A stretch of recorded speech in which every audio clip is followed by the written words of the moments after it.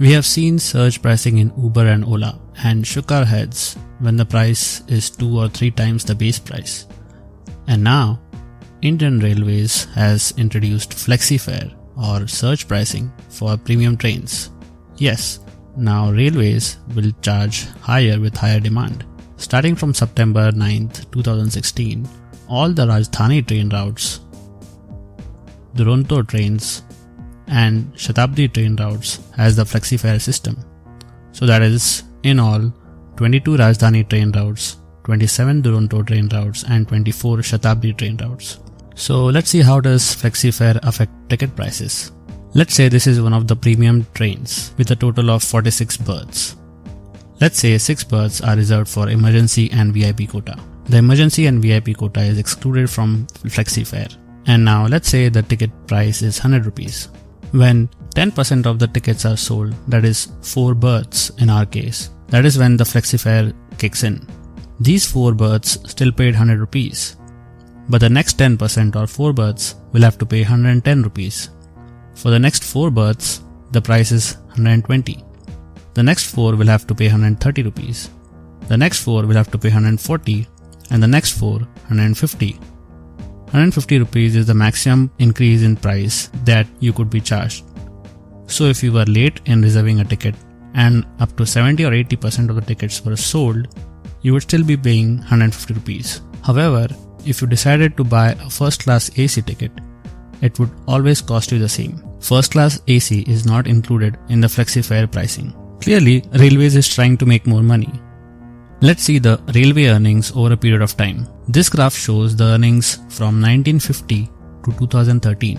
The railway earnings have increased exponentially. Let's see the breakup of the earnings. A majority of the earnings are from freight or goods trains. Historically, Indian Railways has always sold passenger tickets at discounted prices as compared to the expenses. And even though we have seen better passenger traffic over the last decade, it does not account to a sizable income.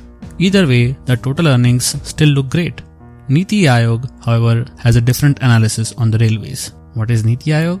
Well, it's the new planning commission. Niti Aayog is the premier policy think tank of the Government of India, providing both directional and policy inputs. It provides relevant technical advice to the center and states and designs strategic and long-term policies and programs for the Government of India. So Niti Aayog did an analysis of the Indian Railways as a business unit and discovered a lot of inefficiencies. More importantly, it also concluded that the railways could be losing a lot of money despite increase in earnings. This graph from its report illustrates the percentage increase in revenue and expenses from 2004. Despite the increase in revenue in orange, the expenses in blue and the wage bill in light blue have also increased. Wage bill is the total sum of wages of all employees of the railways. Notice the percentage of wages in the total railway expenses has risen to 55% recently. So a majority of railways expenditure is spent on paying its over 13 lakh employees. After the 6th pay commission, government employees' salaries increased considerably, and so did the wage bill burden on the Indian Railways. And with its 7th pay commission in 2016, that liability is set to keep increasing. There are other expenses also, like network expansion, new projects, passenger amenities that will also keep increasing over the next couple of years. The railways gets funds allocated in the union budget. This table shows that the profits from railways only contribute to about 20% of the total funds of the railways. The reliance on budget allocated funds went up to 46% in 2014-2015. So the earnings of railways are not nearly enough to sustain all its running expenses. So now this graph doesn't look that rosy after all. Niti Aayog thinks inefficiencies need to be improved, loss-making trains identified and rectified. The Aayog also says that costs per train cannot be evaluated accurately right now by the railways, since it is difficult to find all the costs related per train route. Railways accounting has major deficiencies and it cannot calculate cost of each service. It lags behind accounting practices of most railways across the globe. It needs a complete overhaul as it is a very old system. So looks like the railways decided to start with its premium trains first and find out or estimate if they were running in profits or losing money. For example, the Dibrugarh-Delhi Rajdhani is making huge losses, whereas other Rajdhani routes are making profits. But if you look at all the 5 Duronto trains, Bangalore-Delhi, Bangalore-Kolkata, Mumbai-Kochi, Mumbai-Kolkata, Pune-Delhi, all of them are running into losses. In the absence of good accounting measures, the railways decided to go with the approximation route. Lo and behold, Flexi Fare. Increase the fare partially and hope it makes the situation better. Higher fare prices obviously don't go well with consumers.